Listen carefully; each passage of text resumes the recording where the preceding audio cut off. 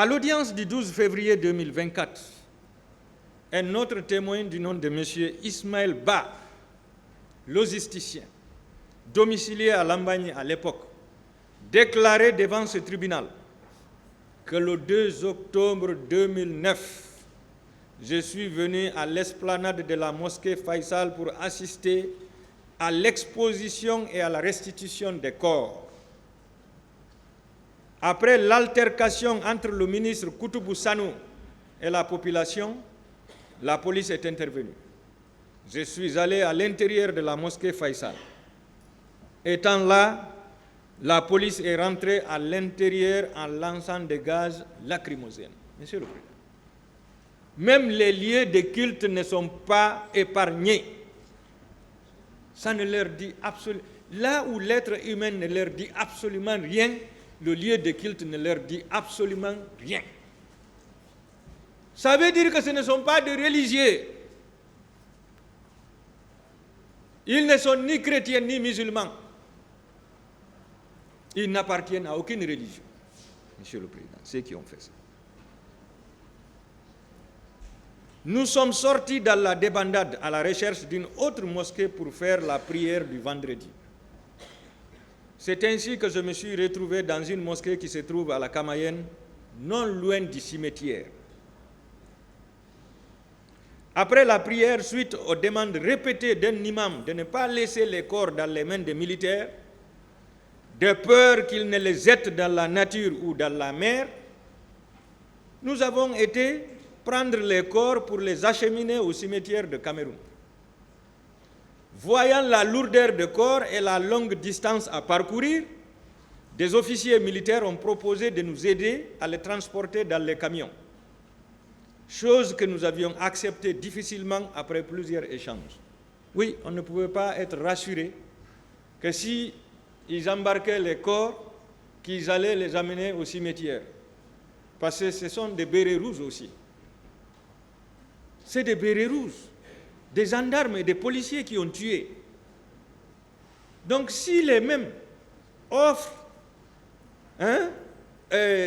leur camion pour transporter les corps de l'esplanade de la mosquée Faisal au cimetière, les autres ne pouvaient pas être rassurés. Difficilement, ils ont été convaincus, mais ils ont accepté.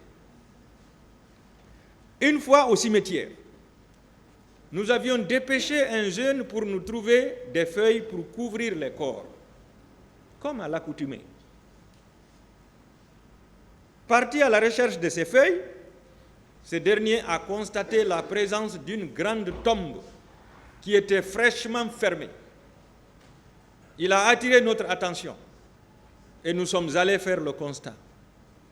La tombe pouvait avoir une largeur d'environ 20 mètres. 20 mètres. Ça veut dire plus large qu'ici, plus large que ce tribunal, cette salle d'audience, Monsieur le Président. 20 mètres. La largeur de la tombe. Mais c'est un charnier. Combien de personnes ont été ensevelies dans ce charnier? Peut-être découpées en morceaux avant d'être ensevelies là-bas. On ne peut pas le savoir. Nous l'avons demandé. Nous avions voulu au moins connaître le contenu de ce charnier, parce qu'on pouvait exhumer ces corps, les expertiser à travers les examens d'ADN. Peut-être on pouvait identifier leurs parents, on pouvait les identifier. Mais l'autre jugement attend. Ce jour, nous avions enterré une vingtaine de corps avant de quitter. On a été accompagné par des sages chrétiens, par un des sages chrétiens du début jusqu'à la fin. Et il a même fait des bénédictions. Il s'agissait de Albert René Gomez. Qu'il en soit remercié. Donc, Monsieur le Président, la partie civile continue à révéler la complicité de dissimulation de corps faite par le ministre de la Santé et le président Moussa Dadis Camara. Mais je suis avec le ministre d'abord.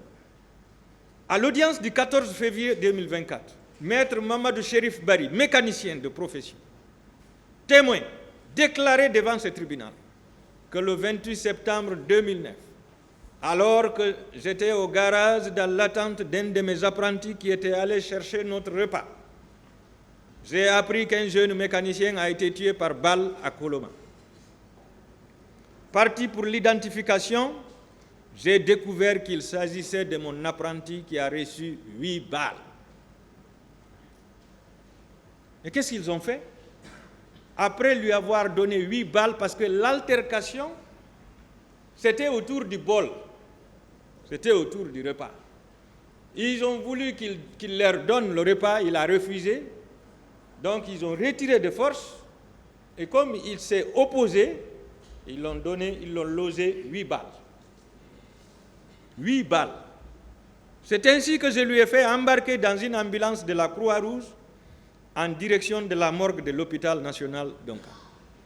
Arrivé sur les lieux, nous avons débarqué le corps et l'avons déposé à la morgue. Avant même que l'on ne se retire, nous avons été surpris par l'arrivée du ministre de la Santé, colonel Ablaye Chérif Diène, qui débarque avec des militaires et qui nous chasse de l'intérieur de la morgue. Lorsque nous nous sommes retournés dans l'ambulance de la Croix-Rouge, naturellement, un camion militaire a été positionné par marche arrière et des corps ont été embarqués à bord jusqu'à faire le plein. Ce camion a été déplacé pour permettre au second de se positionner. Donc il y avait 2 camions. Au moment où le second a été positionné, nous avons fait le départ. Il ne pouvait plus rester. Le jour de l'exposition des corps à l'esplanade de la mosquée Faisal, nous n'avions pas retrouvé le corps de notre apprenti. C'est pourquoi nous réclamons tous ces corps au colonel Ablaye Chérif Diène. Suivant PV d'audition de partie civile du 29 janvier 2014, Côte 1230, Madame Traoré née Fanta Camara, marieuse, domiciliée au quartier Afia 1, déclaré: lorsque je suis rentré au stade, soudain j'ai entendu un détonnement d'armes. Lorsque je me suis déplacé, j'ai aperçu la rentrée massive des militaires qui tiraient à bout portant sur les gens lesquels tombaient. Dans la panique, les enfants m'entouraient et m'appelaient maman, maman. Donc, il y avait même des enfants là-bas. Parce qu'il est important de rappeler qu'il y a des familles entières qui se sont déplacées de leur domicile pour aller au stade. Parce que pour ces familles, c'était pour une manifestation pacifique, une manifestation joyeuse. C'était pour écouter leur leader politique. C'est pourquoi ils ont pris toute leur famille pour s'y rendre. Ces enfants se sont perdus avec leurs parents. La femme raconte: par la suite, j'ai constaté que les agents administraient des coups sur les leaders. Subitement, étant avec les enfants, un militaire a braqué l'arme vers moi. Malgré tout, il m'a donné un coup de crosse sur ma tête et ensuite sur mes côtes gauches en disant qu'ils nous tueront tous. Même un poussé ne sortira vivant. Ah oui. S'ils avaient beaucoup plus de chargeurs, en dehors des 2 chargeurs qui étaient détenus par chacun, personne n'allait sortir du stade. Personne. Il n'y aurait pas eu de blessés, parce que tout le monde allait être écrasé.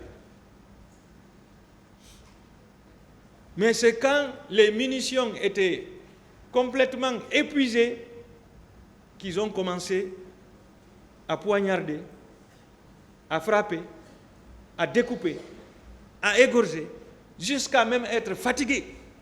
À un moment donné, ils ne pouvaient même plus agir. Il suffit de procéder à une expérience seulement. Lorsque vous frappez quelqu'un, lorsque vous poursuivez les coups, à un moment donné, vous-même, vous allez être fatigué. C'est dans ces circonstances douloureuses que j'ai constaté qu'une femme en état de famille a été tuée.